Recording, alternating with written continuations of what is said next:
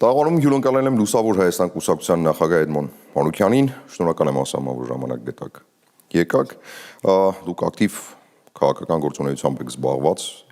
մի որոշակի շրջան անգամ իմպիչմենտի գործընթացին միացաք, որը կարծես թե տիտղոսակիր ընդդիմության կողմից տապալվեց որպես գործընթաց,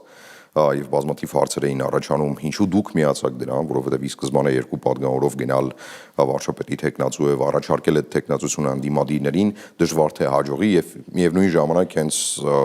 Հայաստան դաշինքը եւ պատիվ ունեմ դաշինքը հնարավորություն չունեցան ի վերջո իրենց տեխնացուներին առաջադրել, իրենք ի սկզբանե ներսում խնդիր ունեին եւ բոլորն էին հասկանում գուցե, որ դա նախ եւ առաջ երկու անդիմադիր խմբակցությունների ներխմբակցային պայքարն է։ Որն էր պատճառը, որ միացաք այդ գործընթացին եւ առաջադրվեցիք։ Շնորհակալ եմ հարցի համար, իրականում շատ կարեւոր կարծում եմ հարց է, ոչ թե ես միացել եմ, այլ process-ը, այն process-ը, որը որ մեկնարկել է, դա ընթացքի մեջ է, ինչպես է այն տեղի ունեցել։ Կար ինչ-որ հասարակական շարժում, չեմ հիշում անվանումը, մարդիկ ովքեր դիմում էին բոլոր պատգամավորներին եւ ասում էին անպայման դուք օգտվեք ձեր իրավունքներից եւ impeachment նախաձեռնեք եւ նրանք չեն դիմել միայն Հայաստան եւ պատիվ ունեմ խմբակցությունները, բոլոր պատգամավորներին են դիմել եւ ԿՊ-ից հեռացված երկու պատգամավոր անսալով այդ կոչին քննարկում են իրենք նախաձեռնեն, որովհետեւ այդ պահին, երբ որ իրենք նախաձեռնեն, ոչ Հայաստան դաշինքը, ոչ պատիվ ունեմը, տեխնացու չէին կարողանում առաջադրել, չգիտեմ, տարբեր պատճառներ կարող կան, բայց տեխնացու, որը կգա կբարձրանա ամբիոն եւ պատրաստ կլինի վարչապետ Նիկոլ Փաշինյանի հետ մտնի 90 րոպեանոց բանավեճի մեջ, սա այս կանոնակարգն եմ ասում։ Չունեն մարդիկ։ Եվ այդ պահին երկու պատգամավորները, պարոն Աղազարյանը եւ պարոն Աստանյանը, ինձ առաջարկում են, որպեսզի ես իմ համաձայնությունը տամ։ Եվ ես իմ համաձայնությունը տվել եմ, եւ նրանք նախաձեռնել են, այդ փաստաթղթերը պարլամենտում են, ցանկացած օր, որ պատգամավորները կստորագրեն այդ նախագիծը, այն կարող է ընթանալ առաջ։ Նոր դրանից երկար անց, դուք հիշում եք, որ ես դիմել եմ երկու ֆրակցիաներին, որ հանդիպենք, պատիվ ունեմը հայտարարել էր, որ մենք Նիկոլ Երկուսի հետ չենք, մենք Նիկոլ Երկուս ենք տեսնում, չգիտեմ, ինչ չենք հանդիպի բան, եւ հետո իրենք էլի երկու ֆրակցիայով իրար հետ բավականին վիճում են, հետո իրենք առաջադրում են իրենց տեխնացուին եւ իրենք, այսինքն նախաձեռնել են այլընտրանքային process։ Հիմա այստեղ շատ կարևոր բան կա, որ եթե այդ process-ը միտված է Նիկոլ Փաշինյանին impeachment անելուն եւ բնականաբար այդ process-ում իրենք ակնկալում են նաեւ ԿՊ-ի գործող պատգամավորների ձայներ, հետեւաբար պետք է առաջադրեն մի մարդու, ում որ ավելի հավանական է, որ ԿՊ-ից ձայն տա։ Դուք վստահ եք, որ դուք այդ մարդն եք, որին ավելի մեծ հավանականություն կա, որ ձայն կտան։ Ես վստահ եմ, որ եթե 36 պատգամավորները ստորագրեն, որը չեն անում, 90 րոպեանոց իմ ելույթում եւ հարց ու պատասխանի ժամանակ ես կարողանամ փոխել այդ։ Դուք Նիկոլ Փաշինյանին համարում եք ձեր հիմնական քաղաքական մրցակիցը։ Այո։ Բայց այստեղ կիսատ մնաց, շատ կարևոր հանգամանք կա, որ process-ի ընթացքում մենք քննարկեցինք այն օրը, երբ որ Միքայել Սրբազանին փորձում էին ձերբակալել, հենց այդ պահին մենք հայտարարությամբ հանդես եկանք եւ ես ասացի, որ ես պատրաստ եմ չառաջադրվել եւ Միքայել Սրբազանին առաջադրել եւ բավականին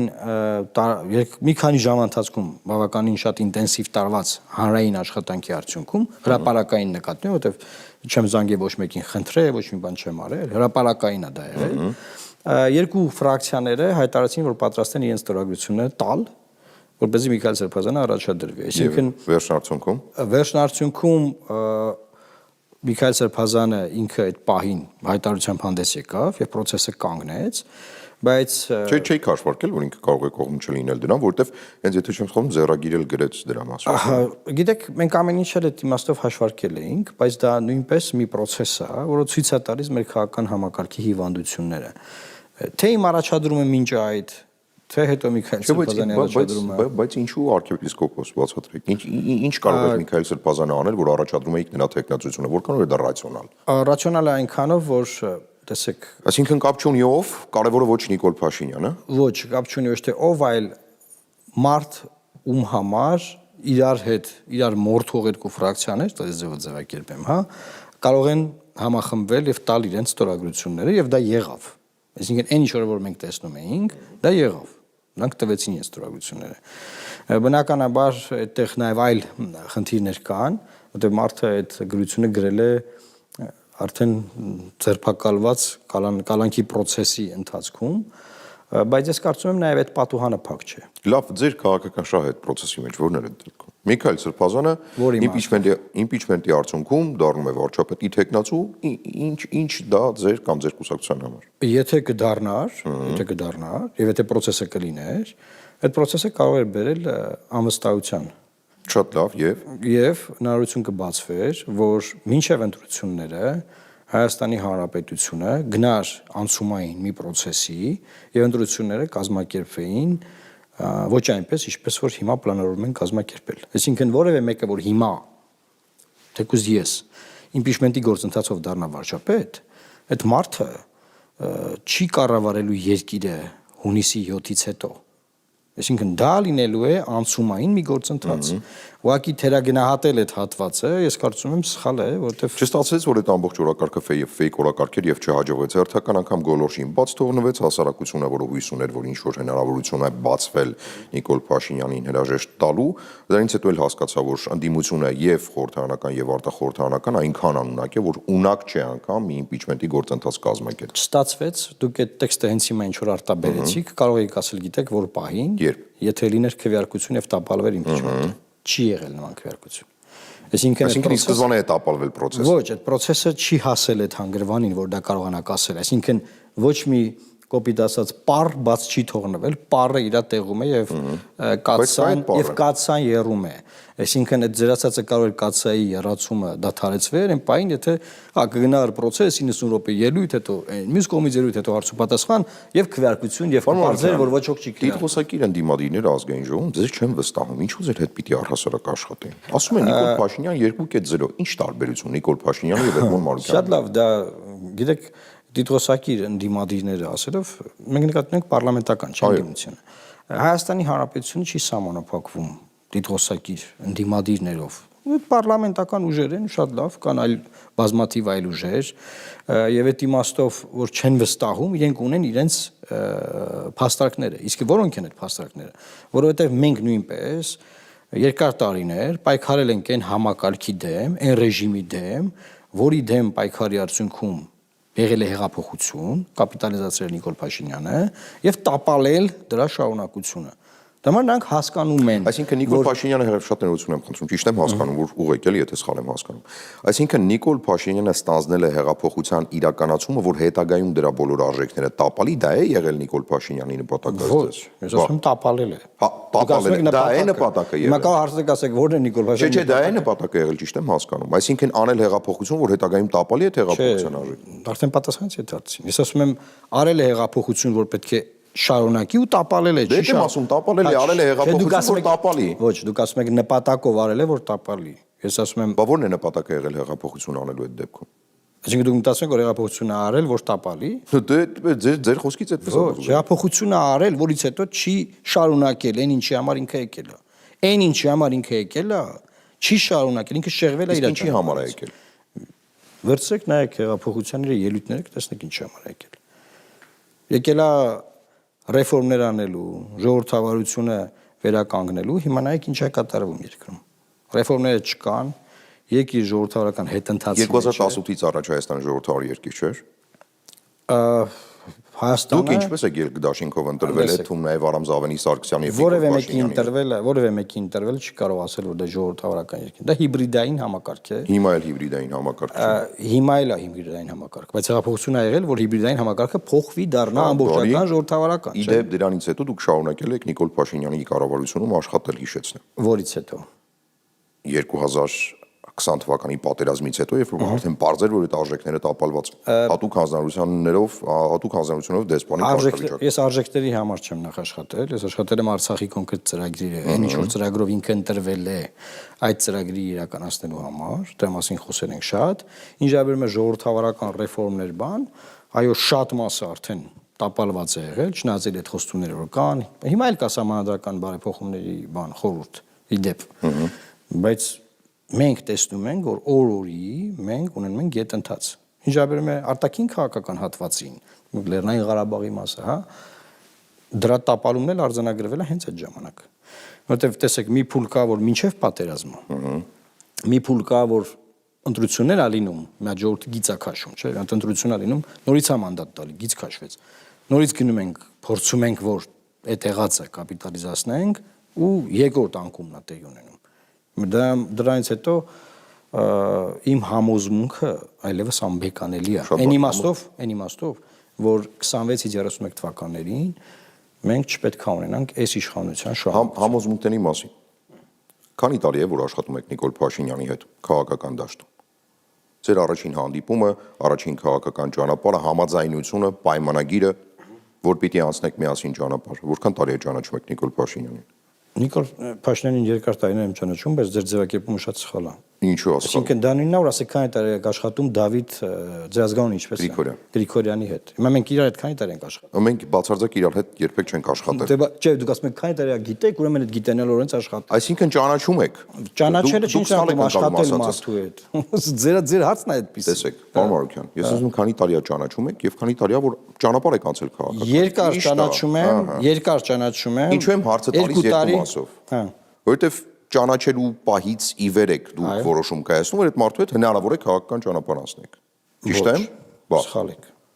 Չճանաչելով եք քաղաքական ճանապարհը սկսել Նիկոլ Փաշինյանը։ Ճանաչել ինչ է նշանակում։ Այսինքն ինչ որ փուլում ծանոթացել եք, սկսել եք քաղաքական հայացքներ կիսվել, հետո եկել եք համոզման, որ կարող եք Նիկոլ Փաշինյանի հետ ճանապարհ անցնել։ Ես այդ թվերի մասին եմ հարցնում, որքան ժամանակ է որ ճանաչում եք Նիկոլ Փաշինյանին անձամբ եւ որ փուլից եք որոշել քաղաքական ճանապարհ անցնել իր հետ։ Հասկացանք, մեջ բացություն չկա իրական։ Չէ, ձեր հարցը ի սկզբանե իր ձևակերպմամբ սխալ է ինքը։ Չէ, իմ հարցը ի սկզբանե իր ձևակերպմամբ շատ ճիշտ է, որովհետև դրանից բխում է հաջորդ հարցը։ Պարոն Մարուկյան, քանի տարի եք ճանաչում մեկ։ Չէ, հիմա տարիների ճանաչելն է հիմա խնդիրը առաջացնում։ Դուք եք կապում դրա հետ։ Իհարկե դրանով եմ կապում, որ հասկանամ։ Դուք իմացել եք Նիկոլ Փաշինյանի վարչապետ դառնալիս, ինչ կարողությունների տեր մարդ է որոշում կայացնում գնալ վարչապետի աթոռին հավակնելու։ Իմացել եք դրա մասին, թե ոչ։ Ինչ իմաստով։ Բոլոր առումներով, եւ քաղաքական առումով, քաղաքական հասունության առումով, պետական կառավարման առումով, չեք իմացել, Նիկոլ Փաշինյանի հետ ելք դաշինքով մտել եք պարլամենտ, չէ՞, եւ Սերժ Սարգսյանի ընդդիմությունն էիք։ Այո, Սերժ Սարգսյանի ընդդիմությունը չենք։ Սերժ Սարգսյանի իշխանության ընդդիմությունն էիք, ավելի պարզ։ Երբ որ ասում եմ Սերժ Սարգսյանի, պարզության համար եմ ասում, որ հերոստադիտողն էլ ընկալի։ Այսինքն ախր ձևակերպումները կարողությունների վերադառնալով կարևոր հարցին։ Կարողությունների տեսանկյունից Նիկոլ Փաշինյանի կարողություններին ծանոթ եղել եք, երբ ինքը հավակնել է։ Ձեր ձևակերպումները քաղաքական ստեյթմենտներ են։ Ուրեմն ուշադիր լսեք։ Կամ դուք որպես լրագրող իմ հետ խոսացեք, կամ որպես քաղաքական գործիչ կարող եք բանավիճել։ Քանի որ դուք քաղաքական գործիչ չեք, դուք որպես լրագրող ձեր հարցերը ձևակերպեք։ Ես որպես ձեզ լրագրող ձեր հարցին կպատասխանեմ։ Հետ գալեմ, հետ եմ գալիս այդ հարցին, մի րոպե։ Հետ եմ գալիս այդ հարցին, հա։ Ասում եք, երբ որ ինքը դառնում էր վարչապետ, իր կարողություններին գիտեիք։ Այո, իր անդիմադիր կարողություններին գիտեինք, բայց իր գործադիր իշխանության, թե ինչպիսի վարչապետ ինքը կարող է լինել, մինչև ինքը չլինի վարչապետ, ոչ ոք չի կարող դա։ 2020 թվականի պատերազմից հետո հասկացաք, որ ինքը պետական գործունեություն իրականացնել չի կարող, որտեղ այդ կարողությունը չունի։ Բայց ինչու մտակ կառավարությունը հետո։ Որովհետև ժողովուրդը, մի րոպե, որովհետև ժողովուրդը իր քվեարկությամբ նրան տվեց երկրորդ մանդատ։ Կար կառավարության ծրագիր, որը հայկական Արցախը պահելու մասին էր։ Ճիշտ է։ Հիմա այդ հայկական Արցախը պահելու համար պետք էր եւ մեր քարոզարշավը դրան է նվիրված եղել բոլորի կոնսոլիդացիան, բոլոր ուժերի, որպեսզի կարողանանք մի համընդհանուր համազգային համախմբում դա անենք։ Ես, այսինքն, պետք է ասեք, որ ասում եմ, ես կարծում եմ, որ ծխելը վատ բան է, չի կարելի ծխել, դու գնում ես ծխելու, ու դու ծխում ես։ Այսինքն ես այն ինչ քարոզել եմ, ես դա եմ արել։ Այսինքն ես քարոզել եմ համախմբում բոլորի ներուժի կենտրոնացում, ընտրություններից հետո կապ չունի հիմա ընտրվեի, չընտրվեի, քարոզի իմ առաքելությունից պետք է իրականացնեի։ Չենք ընտրվել եւ չընտրվելով, մեզ ժողովուրդը չի ընտրել։ Ժողովուրդը ընտրել Նիկոլ Փաշինյանին, Ռոբերտ Քոչարյանին եւ Զերասած Սերժ Սարգսյանին։ Եվ չընտրվելով հանդերձ մենք փորձել ենք մեր դերդրումը ունենալ։ Հիմա դուք ասում եք, բա իր կարողությունները, իր այդ կարողություններով իրանա ընտրել ժողովուրդը, այսինքն 5 տարով ինքն է Հայաստանը ներկայացնում, ինքն է բանակցում։ Բայց 2018-ից կարող եք չէ՞ ստանձնել այդ Լեռնային Ղարաբաղի հարցերը լուծելու հատուկ 2018-ին ես ղեկավարել եմ Լուսավոր Հայաստան խմբակցությունը եւ 2018-ին մենք ընդդիմադիր խմբակցություն ենք եղել, մենք փորձել ենք հակակշռել, փոխզսպել։ Դուք ոնց եք պատկերացնում ընդդիմադիր խմբակցությունը արտաքին քաղաքականությամբ զբաղվի։ Այսինքն հա պասեում որպես դելեգատ զբաղվել եմ, այսինքն խորհրդանական դիվանագիտությամբ, տարբեր բաներ են։ Բացարձակ տարբեր բաներ են։ Հայաստանում որևէ ընդդիմադիր ուժ արտաքին քաղաքական process-ի վրա այսօրվա քաղաքական համակարգում չի կարող ազդել։ Չի կարող ազդել։ Իսկ ներքին քաղաքականի վրա կարողանում է ազդել։ Էդ էլա բարդ հարց, որտեվ ինչի եմ ասում, որտեվ տեսեք, ասեք Նիկոլ Փաշինյանը ինչեր եկե։ Կար հիվանդ քաղաքական համակարգ։ Գալիս է հեղափոխական ալիք, փոխում է իշխանությունը, որ պետք է հիվանդ քաղաքական համակարգը ռեֆորմի ենթարկի, տրանսֆորմացնի, հա, ու գնում է ձախողում։ Ես ասում եմ, եղբայր 7 տարվա մեջ ամեն ձևի փորձել ենք։ Դրսից փորձել ենք, ներսից փորձել ենք։ Ոնց ինչ հնարավորություն կա փորձել ենք։ Ու մենք մեզ համար գիտենք, ասում ենք, եղբայր ջան, դու էլ չպետք է լինես, դու էլ չես կարող եկալ։ Ինձ ասում է, չէ, ես մի հատ եմ գնում ժողովրդից մանդատ ստանանք։ Ասում ենք, մի գնա, կլինի չգնաս։ Տեսնում ենք, չէինք ասում, չէ, ես էլի եմ գնում, մի հատ եմ մանդատ ստանամ։ Մի հատ 26-ից 31-ը։ Հիմա մեր գործը ո՞րն է։ Ժողովրդին բացատրել, որ այդ մանդատը չտա, որտեվ իրան անհնար է բացատրել, ինքը գնալու է այդ մանդատը ստանալու։ Այդ բնավորությունը Փաշինյանը իդեպ մինչև վարչապետ դառնալն է ունեցել այդպիսի բնավորություն, թե այդ բնավորությունը ձևավորվել է արդեն 2018-ի վարչապետ դառնալուց հետո, հետո 21-ին վերընտրվելուց։ Որ բնավորություն։ Այդ բնավորությունը, որ ինքը որևէ մեկի հետ համաձայն չի, այդ ու նաև իր գործընկերների հետ նախկին։ Լոռիում ասում ենք պերված, լսացեք։ Իհարկե, ես լոռացի եմ։ Ինքը նաև որպես օպոզիցիոներ եղել է բան, այտենց պերված քաղաքական միավոր, բայց ինչը նաև շատ կարևոր է, որ դու հաջողության հասնես քաղաքական process։ Իսկ դուք պերված չեք այդ առումով։ Այք ամեն մարդ ինքը իր ձևով է պերված։ Ես էլ եմ պերված, որովհետև բայց շատ տարբեր ենք։ Հիմա պետք է նայես ով ինչ ճանապարհ անցե ու որտեղից է եկե հասե այդտեղ։ Եվ այդ ձևավորումը իրեք չէ որ ասենք մարդը գնում է հոկեբանի մոտ սկսում են մանկությունը ուսումնասիրել։ Իհարկե։ Որտեղից է, չէ՞ եկե։ Հիմա յուրաքանչյուր մարդ իր ինքնությամբ ձևավորվում է ինչ որ ճանապարհով։ Հիմա ինքը իր ձևով է ձևավորվել, ես իմ ձևով։ Եվ նաև ուզում եի այդ հարցը որ ասում եմ ինչ եք այդ ձևով ձևակերպում։ Նաև այդ ինչ անշանակում ոնց եք դուք Նիկոլ Փաշինյանը, այսինքն նայեք, մենք եղել ենք հավասար։ Այս ռոպեական խնդիր է եղել ձեր դիմադիր դաշինքով գնալ ընդունություններին։ Թե համակրել եք իրար իբրև քաղաքական գործիչները, արժեքները, նպատակները եւ այլն։ Մենք հավասար միավորներ ենք եղել։ Դա համար անդադար ձևակերպել հարցեր, որ օրինակ դուք գնացիք իր չէ, ինքը եկավ։ Հա, այդ բացահայտումը Նիկոլ Փաշինյանն է ձեզ միացել։ 3 ուժ միացել է իրար, բայց քանի որ նա հիմա վարչապետ է, այդ հարցերը որ ձևակերպում են հենց ձևով, որ այն 2 ուժերը իրանք են գնացել իրան։ Բայց հատման կետը պիտի լինի, չէ՞, իմ հարցի իսկ բանը հարցի, որին դուք չպատասխանեցիք, հատման կետը ո՞րն է։ 17 թվականի հատման կետը այդ հիվանդ քաղաքական համակարգը փոխելն է եղել։ Ցանկացած դաշինք որ ձևավորվում է, դա կոմպրոմիսների արդյունք է։ Դուք ելք դաշինքի ծրագիրը, որ մենք գրում էինք, սպանում էինք իրար։ Որտեղ մի ուժ մի բան էր ասում, այն մյուս ուժը, մեկ այլ բան, այն մյուս ուժը տոտալ այլ։ Բայց դաշինքի մեջ հիմա փոքրամասնություն եք, դե հետադարձ նայենք, հա։ Չէ։ Դաշինքի մեջ դուք փոքրամասնություն եք հիմա։ Արամ Զավենի Սարգսյանը ակտիվորեն ամեն կերպ այդ թունև քաղաքական դաշտում աջակցում է Նիկոլ Փաշինյանին։ Այդ դաշինքը չկա դաշինքը։ Հա, չէ, հետահայաց եմ ասում, պարոն Մարուկյան։ Հետահայաց եմ ասում եմ հիմա չէ։ Այսինքն այդ դաշինքում 3 հիմնական ուժ է, չէ՞ եղել, Հանրապետություն կուսակցություն, Լուսավոր Հայաստանը եւ քաղաքացիական պայմանագիր։ Ահա։ Այդ 3 ուժից 2-ը հիմա համակրում են իրենց քաղաքական ուղին, որ բռնել են հավանաբար դեռևս ելքի ժամանակ։ Միակ այն է փոքրամասնությունը, որ 2-ը ավելի շատ է, քան 1-ը։ Միայն դուք եք, որ չի համակրում այս քաղաքական ճանապարհը, բայց Արամ Զավենի Սարգսյանը պաշտոն չի ստացել պատերազմից հետո, իսկ դուք ստացել եք։ Եվ Որն է պատճառը, որ դուք փոքրամասնության մեջ եք մնացել։ Գուցե իրենք ճիշտ են եւ քաղաքական ճանապարհն էլ է ճիշտ, եթե փոքրամասնությունը ամեն դեպքում եթե իրենք ճիշտ լինեն եւ քաղաքական ճանապարհը ճիշտ լիներ, երկիրն այս վիճակում չէր լինի։ Այդ մեկ։ Ես ինձ երբեք չեմ համեմատի Արամ Սարգսյանի հետ, թե ինչի ինքը էս արել կամ այն արել, որովհետեւ ինքը բացարձակապես այլ ոճի, այլ ձևով աշխատող մարդ է, մտածող։ Այդ իմաստով մենք շատ ենք տարբերվում։ Հա, տոտալ տարբեր եք երեք դեպքերում։ Այդ իմաստով շատ ենք տարբերվում եւ դա համար ասել որ մենք փոքրամասնություն ենք, բանը շատ ուրախ եմ, որ մենք փոքրամասնություն ենք, եթե հիմա այդպես է, որովհետեւ մենք մեր սկզբունքային մոտեցումները տարբեր հարցերի առումով պահել ենք։ Մենք չենք կարող անդադար մեր սկզբունքները բան անենք, այտենց ճկենք բան։ Եվ կարող բազմաթիվ օրինակներ բերել, որ ժամանակին ոնց է եղել, հետո ոնց է եղել։ Հիմա օրինակ այնքան են նրանք ասոցացված որպես ուժեր, որ հիմա ապագա ընտրություններին կտեսնեք։ Տարբերություն չի լինելու։ Հավանական է որ կոալիցիայով գնան, եթե կարիք կա։ Ես մի հատ հարցազրույց տեսա, որ պարոն Սարգսյանը ոնց որ լոբինգ աներ կոպիտ ասած, որ մի ցուցակ լինի։ Հանրապետությունն ու ԿՊ-ն մի։ Այո, այսինքն այդ իմաստով ոչ մի բան ես իրանց մասով չեմ կարող բացառել, որովհետև ավելին ասեմ, Արամ Սարգսյանը ավելի շատ է պաշտպանում Նիկոլ Փաշինյանին, քան Նիկոլ Փաշինյանը ինքն իրան։ Ներսրտվածություն կա դրանից։ Իմ մոտ։ Հա։ Իմ մոտ ինչի պետք է լինի։ Չգիտեմ, հաշվի Չէ, առնելու։ դուք համեմատում եք ուժերին, ասում եք, ես ուզում եմ ասեմ մի անհամեմատելի է։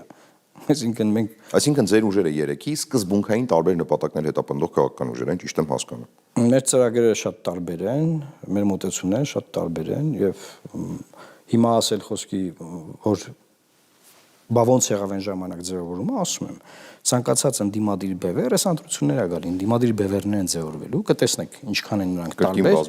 Այո, ինչքան են նրանք տարբեր եւ բայց գնում են կոմպրոմիսների, հանուն մեկ նպատակ է։ Մեկ նպատակը հիմա կարող է լինի, օրինակ, որ Նիկոլ Փաշինյանը չվերարտադրվի։ Հիմա դուք գնաք այդ ուժերին ասեք, բականերեք, դուք ունեք սոցիալիստական որոշակի սոցիալական ուղղվածություն, ձախ եք, այն մյուսներին ասեք, բականերեք, դուք աչ եք, բան, Հայաստանում քաղաքական դաշինքները երբեք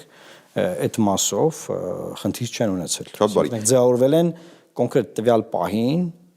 կարևոր խնդիրը լուծելու համար։ Ինչը ենթադրում է, որ Լուսավոր Հայաստան կուսակցությունը կարող է դաշինք կազմել կամ համագործակցության գնալ Հայաստանի Հանրապետական կուսակցության հետ եւ նաեւ Հայաստան դաշինքի մաս կազմող նույն դաշնակցության հետ, որպեսզի գնա մեկ նպատակի իրագործմանը։ Նիկոլ Փաշինյանի իշխանության վերարտադրությունը կանխելը, ճիշտ եմ հասկանում։ Չէ, սխալ եք հասկանում։ Բա եթե նպատակը մեկն է, ինչու՞ չեք միանում։ Ես բացատրում եմ հիպոթետիկ, որ քաղաքական ուժերը կարող են գնալ զիջումների, իսկ տվյալ պարագայում որ կոնկրետ օրինակ եք բերում, ասեմ։ Հիմա պետք է ասենք նպատակը մեկն է, մենք ենք ասում Նիկոլ Փաշինյանը չպետք է վերընտրվի, չէ՞, իրանք են, չէ՞ ասում։ Բայց մեր տարբերությունը որն է, որ իրանք ասում են եւ իրանք զբաղվում են այդ գործով։ Նիկոլ Փաշինյանը օգտագործելով իրանք գործոնը կարող է նրանց հակառակ թևի ձայներից վերընտրվել։ Մեր պարագայում չի կարող։ Օրինակ տեսեք, հենց հիմա հարցում կա, որ նախկին իշխանությունների վերադարձը ժողովրդի 80%-ը հավանություն չի տալիս, դեմ է։ Հիմա նախկին իշխանությունները մտնում են process-ի մեջ, կապ չունի Քոչարյանի ուժնա, նրանց ուժնա կապ չունի։ 20%-ի տիրույթում փորձում են ձայն տանել։ Բայց միայն այդ պատճառով նրանց մերժող 80%-ի մեջ Նիկոլ Փաշինյանը կարող է վերընտրվել։ Որպեսզի սա տեղի չունենա, նրանց դերակատարում պետք է նվազեցնել, ոչ թե նրանց հետ դաշինք անել։ Հետեւաբար հետ գալով ձեր հարցին, այն ուժերը, որոնք որ 2015, 16, 17, 18 թվականներին երկրի այդ process-ների մեջ մեծ դերակատար են եղել այդ ռեժիմների դեմ, նրանք չեն կարող միավորվել։ Դա այդ հարցը շատ բան է, այլ հիպոթետիկ է, որ այ եւ որ իրանք են ուզում։ Ուժեր կան, որ կարող շատ են ուզում, որ Նիկոլ Փաշինյանը հեռանա, բայց ինչ անում են, իրան օգուտ են տալիս։ Շատ բարի։ Լուսավոր Հայաստան կուսակցության ընտրազանգվածը հավաքական կերպար կարող եք ներկայացնել։ Ով են հավաքական կերպը։ Մեկ մարդու մեջ ամփոփենք այդ ընտրողին, որ պիտի ընտրի ձեր կուսակցություն։ Ուրեմն միջին խավը բավականին ազատական հայացքներով եւ շատ ռեֆորմների ընկալում ունեցող արտաքին աշխարհից եկող լավ փորձի կիրառման մեր թիրախը դա է եղել միշտ հիմա էլի լինելու է բայց այդտեղ մի հատ կարևոր կոմպոնենտ կա մենք տեսնում ենք որ իշխանության այսինքն հեղափոխության այդ 80%-անոց էլեկտորատի մեջ հիասթափված հատվածը կոնկրետ մեր թիրախային դաշտում է լինելու եւ կա օրինակ հիմա այն մարդիկ ովքեր դիտում են իմ հարցազրույցները, հետևում են մեզ, գալիս գնում են գրասենյակ, միանում են մեզ, նրանցից շատ-շատերը, օրինակ հեղափոխությունից հետո ընտրել են քաղաքացիական պայմանագիր։ Լուսավոր Հայաստան չեն ընտրել։ Այսինքն բավականին հիասթափված մարդկանց խմբեր, նրանք պատրաստ են իրենց ձայնը տալ այն ուժերին, որոնք որ ձեր անշած նախկին համակարգիչ չեն, բայց ներկա իշխանության հետ անցել են ճանապարհ։ Գիտեք այդ մասով։ Հիմա ազնվոր են։ Դուք ձեզ համարում եք նախկին համակարգի ներկայացուցիչ թե ոչ։ Նույնիսկ ես անկեղծություն եմ ձեզ ասում։ Հիմա դե շատ են չէ խառնում։ Ես ծնվել եմ օրինակ Լևոն Տեր-Պետրոսյանի իշխանավարման օրոք։ Դպրոց եմ գնացել Ռոբերտ Քոչարյանի իշխանավարման օրոք։ Պարանք ծառայության եմ գնացել Սերժ Սարգսյանի օրոք եւ պետական պաշտոն եմ զբաղեցրել Նիկոլ Փաշինյանի օրոք։ Հասարակությունը շատ տարանջատում է այս մարդկանց։ Հիմա դուք այդ նախկին համակարգի ներկայացուցիչ եք, թե ոչ։ Ես Քոչարյանական եմ, Սերժական եմ, Նիկոլական եմ, ով եմ ես։ Եթե ապրել եմ 35 տարի շարունակ Հայաստանում։ Պետք չի ապրելով դրան գնահատական տալ։ Բա ո՞նց են դրան գնահատական տալ։ Հիմա դուք նախկին համակարգը 20 տարի է տևել։ 10 տարի Քոչարյանի օրոք, 10 տարի Սերժ Սարգսյանի օրոք։ Եթե այդ համակարգում դուք առանցքային դերակատար եք եղել, ուրեմն այո, դուք դրա ներկայացուցիչ եք։ Եթե դուք ելույթներ եք ունեցել, օրինակ ՀԿ ֆրակցիայի անունից, թեկուզ եւ կոռումպացված չեք եղել, բայց ձեր թիկունքում թալանել են, եւ դուք այդ ձեր ելույթներով դա ծածկել եք ձեր քիրտ դեմքով, դուք այդ համակարգի ներկայացուցիչ եք։ Հա, բայց դուք այդ ժամանակ ընդդիմություն եք եղել, այսինքն իշխանության փոքրամասն եք։ Ասացի ՀԿ ներկայացնել։ Մենք այդ ժամանակ որ ընդդիմություն ենք եղել, մենք ասենք Սյունիքում մարդ էին սպանում հայտնի Իլիցկա հիշում եք։ Մենք դրա մասին էինք խոսում։ Մենք այդ ռեժիմի դեմ պայքարում ենք։ Հետեւաբար նաև ես տեսնում եմ որ միտումնավոր, որպեսզի լղոզվի ամեն ինչ, որ դա սաղ նույնն են, բան բոլորը բան տենց ինչ-որ տենց ընտրությունների ժամանակ։ Բայց սաղ նույնը չէ։ Սաղ նույնը չեն։ Դանինով ես ասեմ դուք եւ Աբրահամ Գասպարյանը նույնն եք, օրինակ դուք եւ չեմ ցանկացած լրագրող։ Դա իմ համար վիրավորանք չէ։ Չէ, որպես վիրավորանք չեմ ասում։ Տես տպավորություն ստեղծել ու դա վիրավորանք է, պես բացարձակ վիրավորանք։ Ցանկացած լրագրող, չգիտեմ, ում եք ուզում։ Որևէ մի բլոգեր կամ լրագրող, որ մամուլում հայտնի է, յուրաքանչյուրը յուրովի է, բանա, յուրահատուկ է, այդ մարդը առանձին վերցրած մարդ է, իր անցած ճանապարհով, իր մոտեցումներով, առանց որևէ մեկին վիրավորելու եմ ասում, ուղղակի Աբրահամը միտքս է կա, բայց կապ չունի։ Ցանկացած մեկը չի կարելի ասել դուք բոլորը նույնն եք, դուք բոլորը ադես սաղաթել եք։ Չէ, ես հարցնում եմ, ախր դուք իմ խոսքը ընդունում եք որպես պնդում, դա պնդում չէ, ես հարցնում եմ։ Ես հասկացա, ես ասում եմ ընտրությունների ժամանակ անընդհատ դա լինում է։ Որ բակ մտնում ես, մարդիկ ասում են ադե լավ, արադե սաղաթ է։ Այսինքն սա տարածված բան է, բայց սա մեջ կա բան հստակ դիտավորություն այդ նարատիվը տարածողների մեջ։ Ինչ որ ամեն ինչ խառնվի իրար։ Հասկանում եք, օրինակ ես չեմ կարող ինչ ասեմ, անգամ ՀՀԿ-ի ինչ որ ցիվիլ դեմքի համեմատել, ասենք այդ ժամանակվա ռեժիմի Գագիկ Խաչատրյանի հետ։ Ոչ ամենքի մեղքը տարբեր է։ Չի կարելի նման բան անել, էլի։ Չէ, ինչու եմ սրա մասին առհասարակ հարցնում։ Որտեղ մեզանում արդեն ընդունված է, գիտեք, մամուլում հրապարակումները ընդունել, որպես հիմք դրա հետ կապված հարցեր տալ, բայց ինչի հարց տվեցին նախահեղափոխական շրջանից եւ Նիկոլ Փաշինյանի հետ մեկ դաշինքով ելքով պարլամենտ գնալու, որովհետեւ բազմաթիվ հարցեր կան կապված նախահեղափոխական շրջանի Նիկոլ Փաշինյանի գործունեության հետ։ Բազմաթիվ հարցեր։ Օրինակ, երբ ինքը ընտատակից վերադարձավ 2000, եթե չեմ սխալվում, 11 թվականին էր, երբ իրեն համաներման բաց թողեցին, այսինքն ինքը պիտի անազատության մեջ մնար 7 տարի, մնաց 5 տարի, 1 տարուց մի քիչ ավել։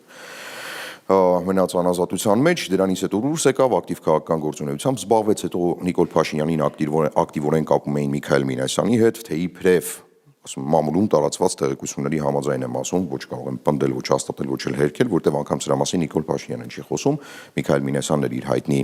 ուրեմն խոհանոցային զրույցների ժամանակ սրա մասին պատմում, որի իբրև տպաքանակներն էր գնում Նիկոլ Փաշինյանի խմբագրած հայկական ժամանակի,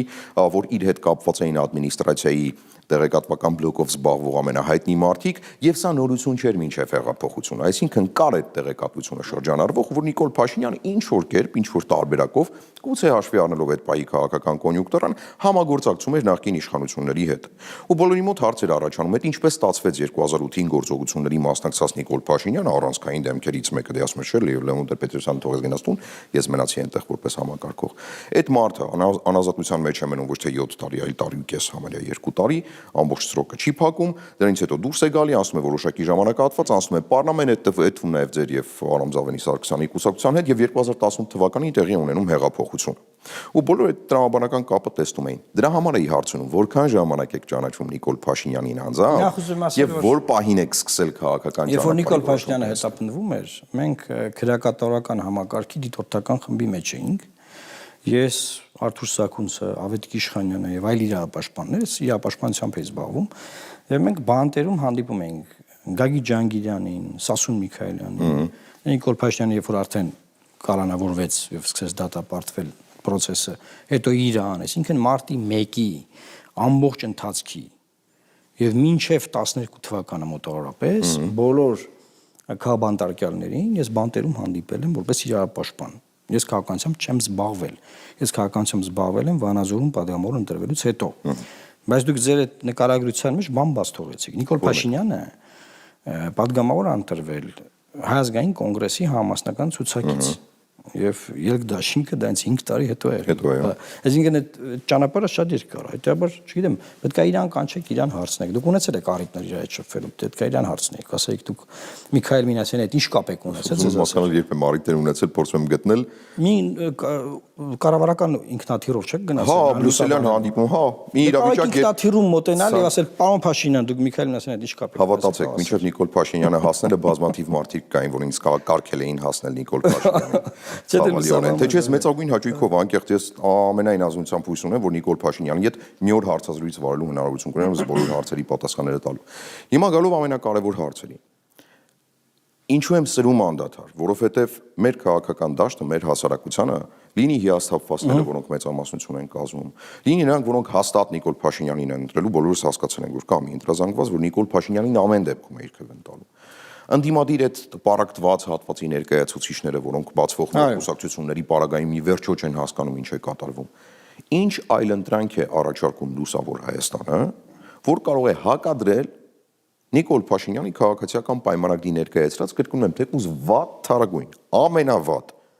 բայց ներկայացրած ծրագրին։ Դավիթ ջան, պետք է կոնկրետ հարցով դա քննարկենք, որովհետև հիմա դա դուրս կգա, որ մենք պետքա կուսակցական ծրագիր ներկայացնենք։ Սկզբունքայինների մասին է խոսքը։ Սկզբունքային ասացի, մարդը ռեֆորմներ է խոստացել, որի համար պայքարել է ընդդիմադիր համակարգի Հայաստանի մի ամբողջ պալիտրա 20 տարի։ Լավ ինքն է կարողացել կապիտալիզացնել 18 թվականի հեղափոխությամբ, հասկացանք շատ լավ դու ես կապիտալիզացրել։ Եղավ, դու ես արել հեղափոխությունը։ Դրանից հետո այդ ամբողջ մարդկանց երազանքները, այդ խոստումները տանել, տենց տապալել, տենց տալ պատով եւ ջախջախել, հասկանում եք։ Հիմա դուք ասում եք, ինչ օրինակ մի օրինակը բերեմ։ 3-ը կարող ենք վերել, 3 սկզբունքային տալ։ Սահմանադրական ռեֆորմի կարելի ասել գլխավոր շարժիչ ուժերից մեկը մենք ենք եղել 18 թվականից առաջ հեղափոխություն չի եղել, ելքի մեջ 15 թվականից առաջ, երբ որ ռեֆորմը գնում էր, եւ արդեն հեղափոխությունից հետո 3 սահմանադրական խորհրդակազմի իշխանություն է։ 3-ի մեջ ներգրավել ենք։ Առաջինում Տաուն Սիմոնյանն ենք գործուղը, հետո ես, ո՞վ։ Հիմա չի անում այս մարդը։ Ո՞նց չի անում, սահմանադրություն է փոխում։ Չէ, այն ռեֆորմը, որը որ խոստացվել է։ Հիմա այդ ամեն ինչը մոռացվել է։ Նա պասեում օրինակ 2 օր առաջ, քանի առաջ էր։ Ասում է ժողովուրդը ալերգիա ունի։ Չի ասում, որ այդ սահմանադրությունը միահեծան սահմանադրություն է։ Չի ասում, որ ժամանակին դա կոչվում էր Սերժ Սարգսյանի կոստյումը։ Չի ասում, որ այդ սահմանադրությամբ չի կարող առողջ համակարգ քաղաքական ձևավորվի։ Ասում է, ժողովուրդը ալերգիա ունի, բան պետքա փոխել։ Ինչի այդ ձևով ձևակերպում։ Որտեւ իր թիմի մեկ խնդիրը Ալիևի պահանջը կատարելն է։ Նա չունի օրակարգ ռեֆորմաներու, որ ավելի լավ դատական համակարգ լինի, որ ավելի լավ տրամաբանություն չկա ձեր ասածի, բացատրեմ ինչու տրամաբանություն չկա։ Իրեն ավելի հեշտ չի հենց այդ բոլոր խնդիրների վրա բարթել, որ իրեն չասեն Իլհամ Ալիևն է պահանջում այդ համանadrությունը փոխել, քան ստեղծել իրավիճակ, որ իրեն սկսեն մեղադրել, որ Իլհամ Ալիևն է պահանջում։ Այո, դատական համակարգը վատն է, կառավարման համակարգը վատն է, այն միահեծան է։ Եթե դրա վրա շեշտը դնի, ինքը ամբողջությամբ կմաքրի Բաքվի պարտադրանքը համանadrություն, նոր համանadrություն ձևավորելու։ Տեսեք, իր հեղափոխական խոստումը չի եղել ոչ միայն իր, այլ ամբողջ այդ process-ից նկարագրել չէ, քանի տարիային մարդիկ ճանապարհ անցել, որ դա տեղի ունենա։ Դա նրա մասին չի, որ հռչակագրի հղումը բանից, պրեամբուլայից հանվի, դրա մասին չի եղել։ Եվ հիմա որ դուք ասում եք, այդ փուլն էլ ենք մենք անցել, ձեր նկարագրած փուլը, որ դա ասիստենս կընկալեման անցել ենք, որտեղ մարդիկ անգիր գիտեն, որ դա անում է Ալիևի համար։ Այլևս այն ժողովրդի ասած բանը, կրուտիտի տեղը չկա, շատ ակնհայտ է։ Բայց ինչ եմ ասում, որ դրանց չի մատնանշում, որովհետև այդ համակարգերը ինքը չի ուզում փոխել։ Չի ուզում այսօրվա ստեղծված համանadrական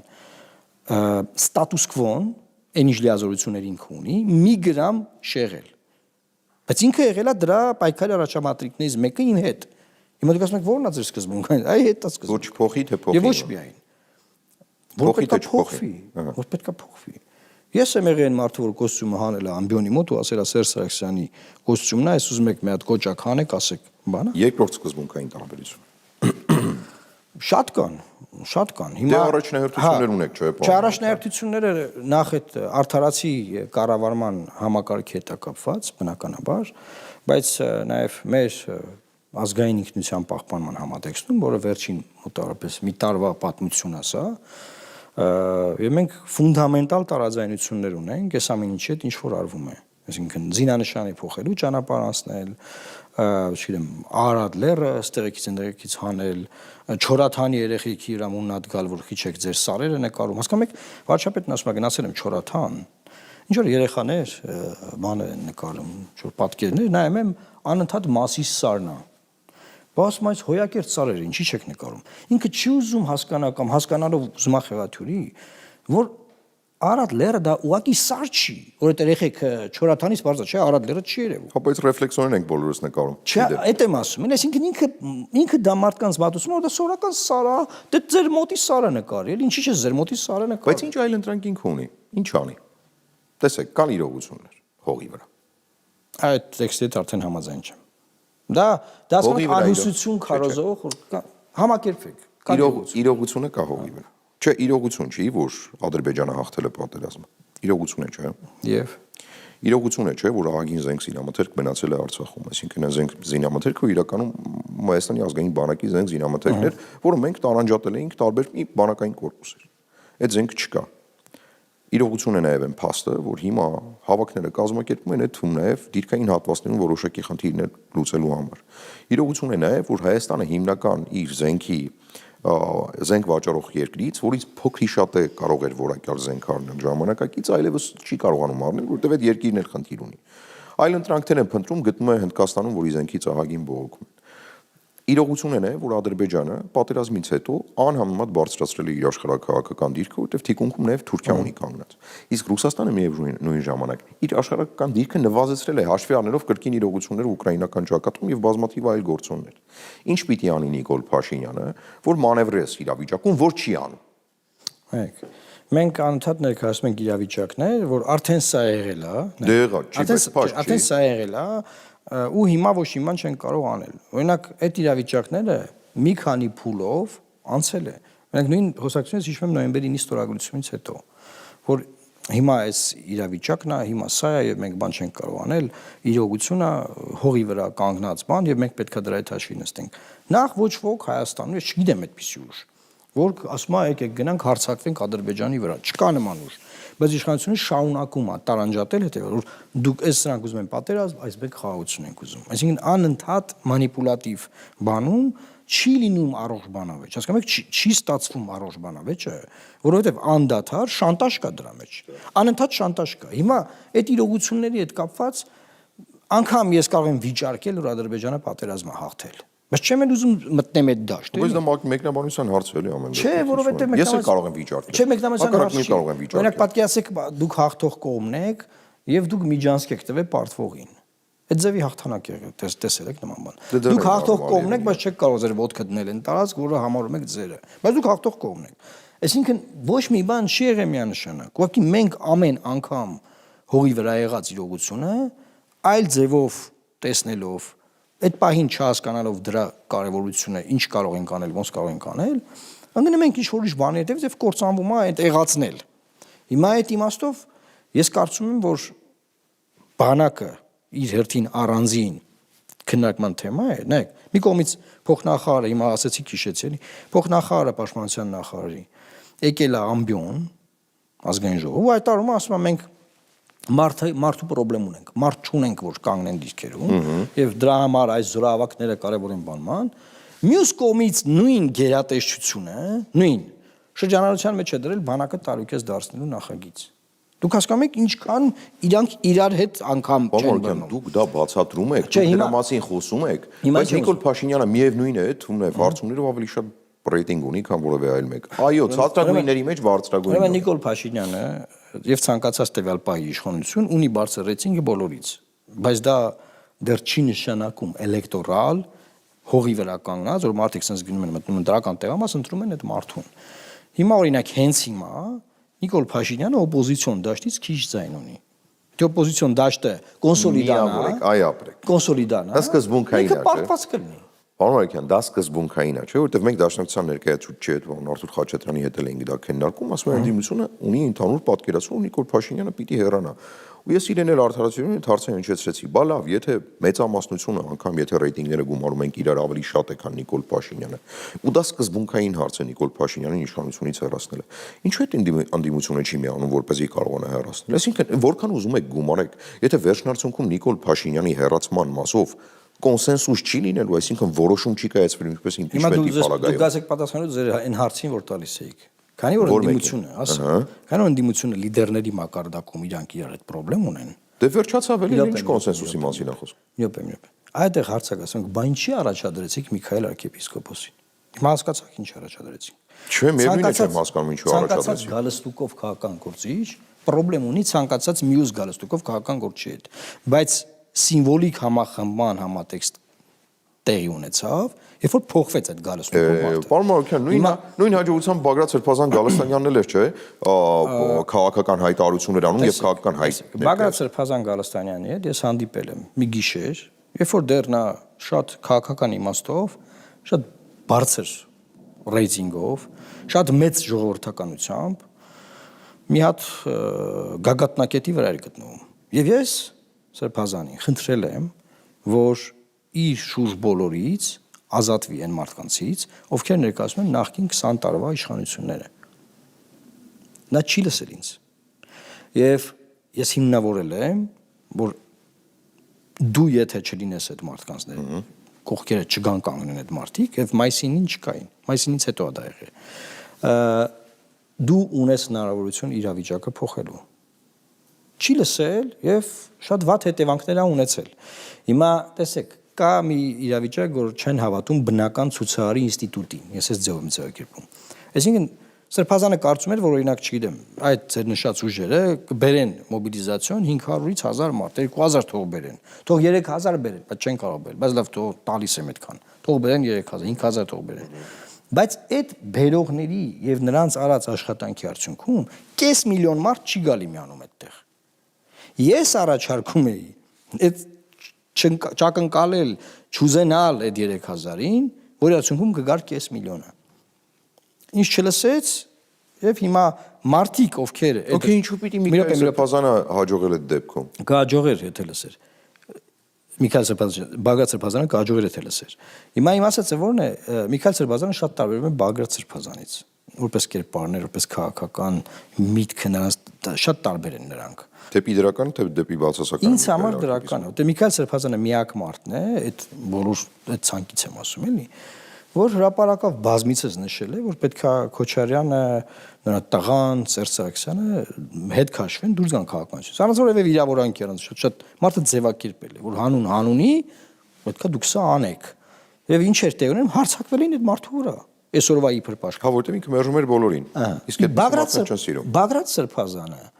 ես հիշում եմ մարդիկ կային բրբրթում էին իրար, որ կողքը հայտնվեն, երբ որ ես ուղիղ եթերում նայում էի նրա արշավը, բրբրթում էին, որ կողքը հայտնվեն, մի հատ նկարվեն։ Այսօր այդ մարդիկ, ասենք, մի հատ, չգիտեմ ինչ ասեմ, ստատուս էլ չեն գրում այդ պաշտպանություն այդ մարդու։ Հասկանում եք, սխալ ռազմավարությունների արդյունքը եղել է այդ ամեն ինչը։ Դուք փորձում եք այդ թվում նաև դուք։ Միքայել Սրբազանի ներքաշել մի բանի մեջ, ինչի մեջ այդ մարդը ներքաշվել չէր ցանկանում։ Միքայել Սրբազանը մինչև այդ առաջադրումը ինչի մասին խոսեցինք, հարցազրույց ունի տված, որ ինքն ասում է ես պատրաստ եմ քայլ անել, եթե լինի կոնսոլիդացիա։ Ինչ քայլ, հստակ ասել է վարչապետի տեխնացու դառնալ։ Այո, ոչ ոք, որովհետև մեկին չի կարող ներքաշել մի տեղ, եթե այդ մարդը այդ տեղում չի ու չկա այդտեղ։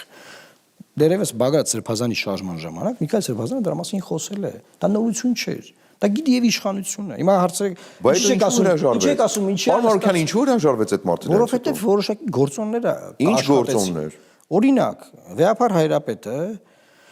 նրա ղեկավարն է, չէ՞, հիերարխիայով։ Պետք է իր օրհնությունը տար, այսինքն ինքը այնպիսի մարդակերպար է, որ առանց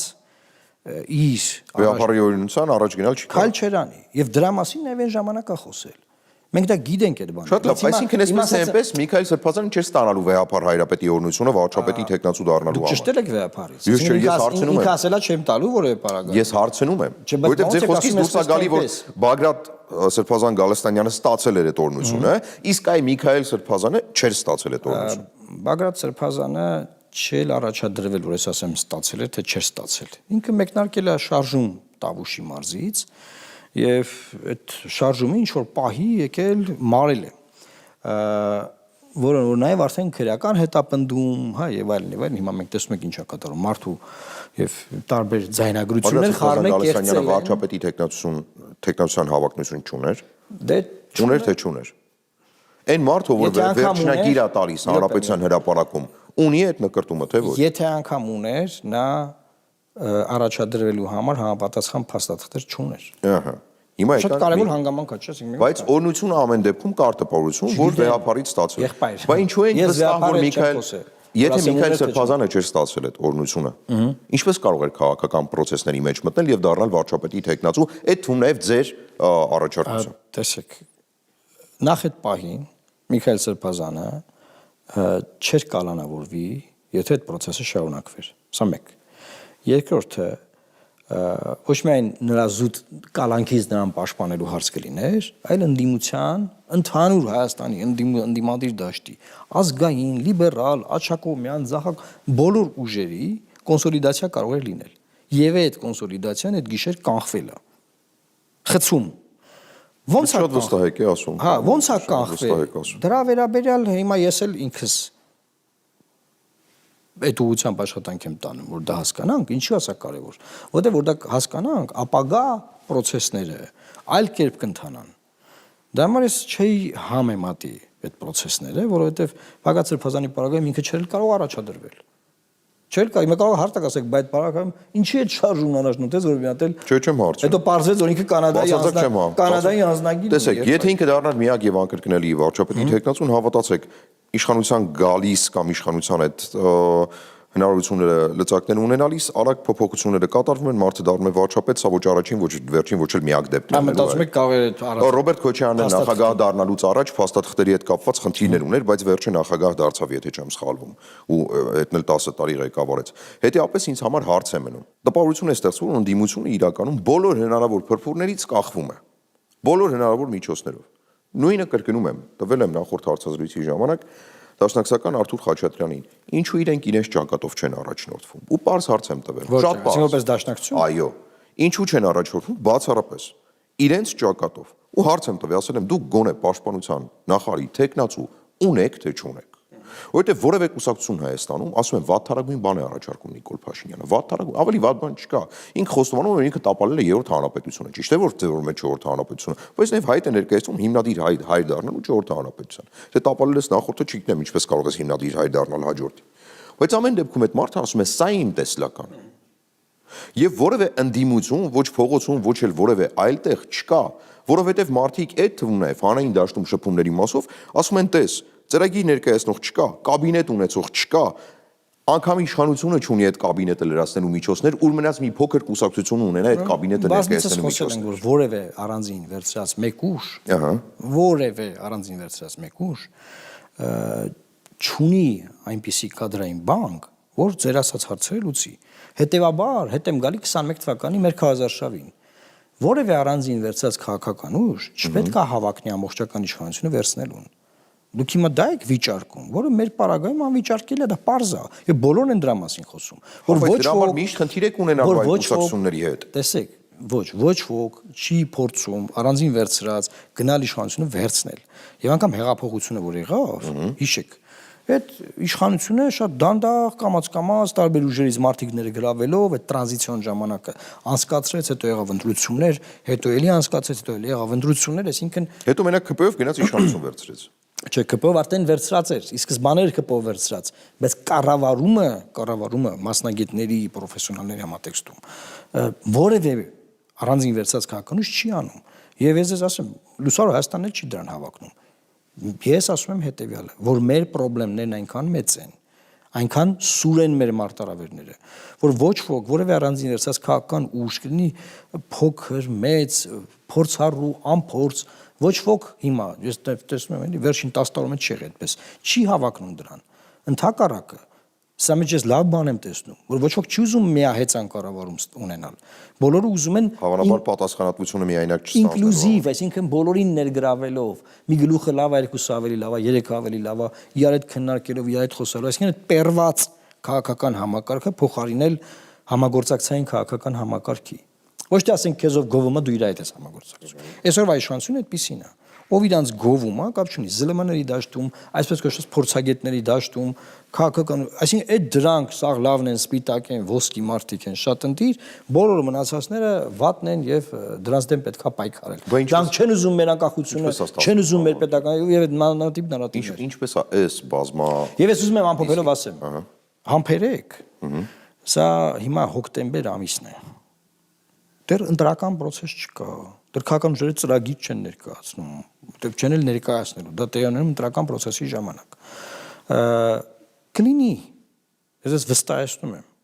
կլինեն անգամ, ոչ միայն մի հատ, այլ կլինեն բևեռներ ընդդիմադիր, որոնք կներկայացնեն այդ այլ ընտրանքները։ Եվ կլինի այդ ալտերնատիվը։ Եվ նաև ես ուզում եմ ասել, որ անգամ 4 տարին այդ քաղաքական ուժերը ինչ են արել, որ ծրագիր չունեն։ Անգամ հարցը ձև, չէ, ունեն բոլորն է ծրագիր, մի մտեք լուսավոր Հայաստանի կայք ծրագիրը կախած է։ Ես ուրիշ բան եմ ասում։ Ձևակերպել, որ այ միայն Նիկոլ Փաշինյանն է բան առաջարկում, մյուսները ոչ, դրանով էլ է Նիկոլ Փաշինյանի ջրաղացին ջուլսնում։ Սա այս կոնկրետ ձեզ որպես մեղադրանք չեմ ասում։ Ընդհանուր որպես թեզ է, էլի թեզը որ դե մենակ։ Դե ինքնա, դե ախր բան, այսինքն դա բերում է որ հակառակ պատասխանատվություն։ Դա բերում անցնեք ընդդիմադի դաշտում մարդիկ կան, արդեն համակերպվել են, որ Նիկոլ Փաշինյանը վերընտրված։ Դե արդեն տխուր ընդդիմադի դաշտի մասով։ Դրա համար ես չեմ հավատում, որ ընդդիմադի դաշտը ինկլյուզիվությունը հաշվի առնելով կարողանալու է հասնել որևէ հաջողության։ Տեսեք, միշտ Գյումրու օրինակն եմ բերում, չէ՞։ Ասում են, տեսեք, Գյումրում հաջողվեց այս ինչ բանը անել։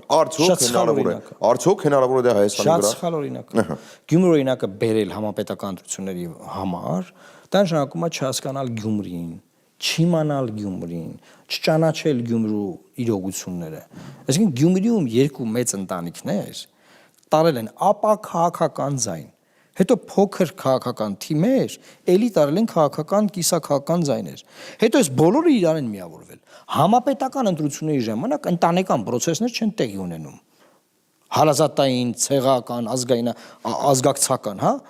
Չի կարելի բերել Գյումրիի process-ը։ Հասկանում եք, Գյումրիի տակ են մնացել օպոզիցիոներները։ Դրա համար էլ ես հիմա իմ կոնսենսուս ոնց եք ձևավորել ես հիմա իմ դերն եմ համարում նաև սա բացատրել է ընդդիմադիր ուժերի հետ աշխատել լոբինգ անելը, որ այդ համախմբումը լինի։ Բնականաբար դա շատ բարդ բան է, բայց չփորձել դա չաշխատել այդ ուղղությամբ հանձնվելի սկզբանը մերը չի։ Ունեք ես կարծում եմ որ չպետք է թույլ տալ որ 25-30 ուժ նոր գրանցված հինգ կապ չունի գնան մասնակցեն ընտրական process-ներին։ Մենք 21 թվի փորձ ունենք եւ այդ փորձից պետք է դասեր քաղել։ Ես դասեր եմ քաղել եւ ես փորձում եմ նաեւ իմ փորձով կիսվել մարդկանց հետ։ Դե ձեր գործը բարդ է սպառակալ։ Ասում եք դուք եւ իշխանությունների դեմ եք պայքարում եւ ընդդիմությանն եք փորձում։ Հա ես ուզում եմ ամփոփելով մի միտք ասել, որ դուք ելքի օրինակը շատ բերեցիք։ Ելքը Հայաստանի ամենահաջողված վերջին տարիների դաշինքներից է եղել եւ առաջի բանը որ հաջողվում է ընդդիմադիր դաշտում դա ընդդիմափոխությունն է եւ որ մեզ հաջողվեց ընդդիմափոխություն անել դանից ծնվեց ապագա իշխանափոխության տեսլական եւ դա տեղի ունեցավ կապ չունի ոնց տեղի ունեցավ ով առաջ հաջող էր անհաջող էր ինչ տեղի ունեցավ դրա արդյունքում հա հիմա ես ուզում եմ վստահ ասել որ Հայաստանում հենց հիմա ընդդիմափոխության process-ներ են ընթանում եւ ես տեսնում եմ, որ մենք հասնելու ենք ընդդիմափոխության, հենց այդ փուլը եղավ, երկրորդ փուլը անխուսափելի է լինելու։ Հիմա գալով ամփոփմանը, վերջին հարցը սովորաբար թեպետ ցավալուն է հարցը, այնպես չէ որ ցավալուն չէ։ Ինչ եք կարծում Նիկոլ Փաշինյանը անձամբ ձեր մեջ քաղաքական թիվ 1 ընդդիմախոս օպոնենտ մրցակից տեսնում է թե ոչ, ինչու եմ սա ասում, ինչու է հարցը առաջացել, որտեվ ես դիտարկում եմ բոլոր կողմերին, ես լսում եմ բոլորին, մոնիտորինգի եմ ենթարկում, հասկանում եմ տարբեր հայտարարություններ, որ անում եք դուք, ուղղակիորեն ծագում է իշխանության ականջը, ձեզ կարող են պիտակավորել, տարբեր անուններով կոչել, որ դուք ծայրահեղացնում եք իրավիճակը ու տպավորություն է ստեղծում անձամբ ձեր մասով, ինչ որ առանձնահատուկ վերաբերմունք կա։ որովհետև այլ քաղաքական գործիչներ ավելի սուր հայտարարություններ են անում, բայց ձեր հայտարարությունները ավելի ծանր են տանում։ Ինչով է սա պայմանավորված, որովհետև դուք ներքին տեղեկատվություն եք ունենում նաև Նիկոլ Փաշինյանի եւ թիմի մասին, դուք ավելին գիտեք, քան գիտեն մյուսները, դուք իրոք հավասար եք Նիկոլ Փաշինյանին քաղաքական կշռի տեսանկյունից, դրա համար ինքը այդ վախը տեսնում է, որ դուք կարող եք իշխանություններից վերցնել, որն է պատճառը, որ սուր են անցնում ձեր հայտարարությունը։ Ուրեմն շուրջ 2 տարի է արդեն դեռևս ԱԳՆ-ի հաստիքի վրա աշխատելուց մինչև այսօր, այդ 2 տարին ընթացքի մեջ է։ Նոյեմբեր ամսից 23 թվականի մինչև հիմա ինձ հմեկ չեն հրավիրում։ Իմ մուտքը փակ է։ Այդ որոշումը բնականաբար ձեզ պարզ է, թե որտեղ է կայացում եւ դա կայացված որոշում է։ Իմ համար պարզ չէ, լավ կլինի որ ասեք։ Փաշինյանն է որոշում։ Այսինքն Հայաստանում չկան ինստիտուտներ, սա մասին շատ եմ խոսել։ Միքայել Սերբազյանի դատից դուրս եկանք, մեկը ասում էր հանրային մեղադրողը պահանջեց 2 տարի 6 ամիս։ Ես ասում մի րոպե։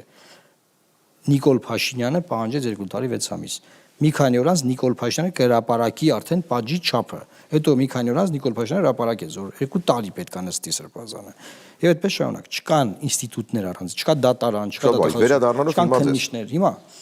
ինչու են ծանր տանում։ Նախ ուզում եմ ձեր այդ հարցի մի հատվածը հերքել, որ ես ներքին տեղեկատվություն ունեմ, ես բացարձակ ներքին։ Բնդում չի հարցնում եմ, պարոն Մամիկյան։ Հա, չունեմ, ինչու, որովհետև որևէ մեկի հետ շփում չունեմ։ Որևէ մեկի հետ։ Նախկինի մասին է խոսքը, հիմիկվա մասին։ Իմ հրաժարականից դուրս գալուց որևէ մեկի հետ շփում չունեմ, բայց ի՞նչն է պատճառը։ Ես հիմա բախտավիճակվել նաև իմ կրթության բերումով անցած քաղաքական ճանապարհով, ես հասկանում եմ ինչա կատարվում քաղաքական իմաստով։ Նաև ես հասկանում եմ, թե ինչա անում Փաշինյանը։ Շատ շատերը թերագնահատում են Փաշինյանին, փորձում են այլ կերպ ընկալել կամ այլ կերպ ներկայացնել, հա, եւ այդ թերագնահատման եւ չհասկանալու արդյունքում ինչ ծրագրավորում են, ձախողում են ներքաղաքական պայքարի համատեքստում, եւ ինքը դա լավ գիտի։ Ես իրան կարդում եմ, այսինքն կարդում եմ իր գործողությունը, գիտեմ հաջորդ ինչ անելու, մյուսն ինչ անելու, հետեւաբար կարող եմ հակագործողություն պլանավորել դրա։ Եվ նաև դրա համար է, որ շատ ծանր են տանում իրենք։ Բայց միևնույն ժամանակ ես կարող եմ ձեր ուշադրությունը հրավիրել, որ նրանք հնարավորինս թիրախավորում են նախկին իշխանություններին, որ շարունակեն վիզուալ օպոնենտության դաշտում պահել նրանց։ Օրինակ,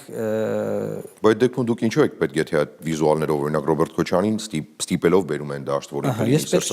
Նիկոլ Փաշինյանը ես պետք չեմ, բա պարզո, այսինքն ոչ թե ես պետք եմ, այլ ես Նիկոլ Փաշինյանի պատկերացած քաղաքական համակարգում պետք չեմ, որովհետև ամենագերագույն վտանգը գալիս է իմ նման մարդկանցից։ Օրինակ, տեսեք, Քոչարյանի դատավարությունները ուղիղ ռեպորտաժներ ունեն հմեկով։ Խոսքը ուղիղ տալիս են հմեկում։ Սա կոնկրետ հրահանգ է։ Եվ մինչև ընտրություններ անդադար լինելու է Ռոբերտ Քոչարյանի, Սերժ Սարգսյանի դատավարություններ, որ անդադար լուրերի հաղորդմամբ մարդիկ տեսնեն։ Ինչը որ պետք չի, որ մարդիկ արձանագրեն, դա պետական ռոպագանդան չի լուսաբանում։ Այսինքն ես չունեմ եթեր հմեկում, բայց Քոչարյանի լուսաբանումը հմեկում կա օրինակ։ Իսկ գուցե ձեզ կապել ռուսական ուժերի հետ կամ ռուսական նարատիվների հետ դրա համար ձեզ չեն տալիս հետ։ Չեն կարող կապել, որովհետև Լուսարարստան կուսակցությունը եվրոպական լիբերալ շարժման անդամ է, ԱԼԴ-ի անդամ։ Դե ասում են նոյեմբերի 9-ի փաստաթուղթը ամեն կերպ փորձում եք հետ վերադարձնել, որ ռուսները կարողանան այստեղ ազդեցություն ունենալ, իսկ եթե իրական եվրոպամետ կամ արևմտամետ լինեիք, TRIP-ի գաղափարը ձեզ համար ընդունելի կլիներ։ Հետևապես, եթե պայքարում եք դրա դեմ, ավտոմատ դառնում եք ռուսամետ։ Նոյեմբերի 9-ի փաստաթուղթը ուներ Լեռնային Ղարաբաղ 100,000 մարդով, այնտեղ ուղի վրա ապրող, եւ դա ռոպագանդայի իրանց բանն է, որ փորձեն ամեն ինչ ոչնչացնել, փչացնել։ TRIP-ի մասով ես ունեմ պրոբլեմը դա այն է, որ Հայաստանը տվել է Միջանցք Ադրբեջանին եւ դրան ուզում է TRIP դնեն, ուզում է Էդմոն Մարուքյան դնեն, ես պետքա դա քննադատեմ։ Հետաբար եթե իրենք մտածել են, որ բրեն Տրամպի անունով բանեն, Էդմոն Մարուքյան չի քննադատի, այն դեպքում որ ես ասել եմ եւ աջակցել եմ իմ ընկերներին էլ եւ ասում եմ որ Թրամփը պետք է հաղթի, իրանք Կամալա Հարիսի համար էին 100,000 շավանում։ Հայաստանում միակ մարդը քաղաքական դաշտից որ ասում էր եւ լոբինգերում դա ես եմ եղել։ Բայց նաեւ ես ունեմ հիմա լեգիտիմ անգլերեն ասած credible բան, որ ես ասում եմ սխալ է էսի։ Հիմա ես չգիտեմ Թրամփին ոնց են բացատրել, ոնց են հասել այդ աշխատասենյակ, ոնց է այս թուղթը ձևավորվել։ Դա էլ ինչ որ մի օր գա կիմանանք։ Ես վստահ եմ, որ Թրամփի աշխատասենյակ հասնելով Սպիտակ տուն մենք շատ ավելին կարող էինք ստանալ։ Մենք չենք ստացել։ Մենք միայն տվել ենք։ Եվ այո, ես դա քննադատում եմ։ Եվ այո, ես դրա այլընտրանքներն եմ Հետ վերադարձ նոյեմբերի 9-ին կա։ Ինչ եք կարծում։ Գիտեք, հետ վերադարձ նոյեմբերի 9-ը շատ բան է, հեղեղուկ ձևակերպում է։ Աշխարհակահաղ Ավելի վստահ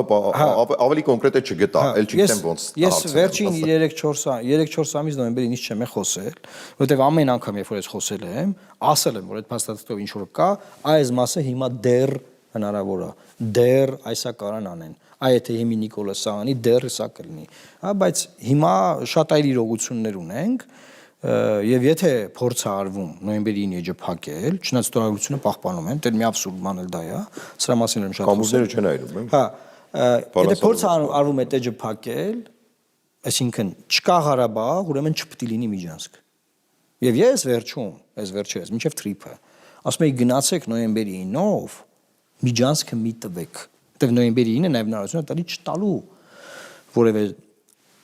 արտա ճանապարհ, արտոնյալ նկատի ունեմ, էլի։ Ինչի, որովհետև այդ ճանապարհը ուներ լոգիկա։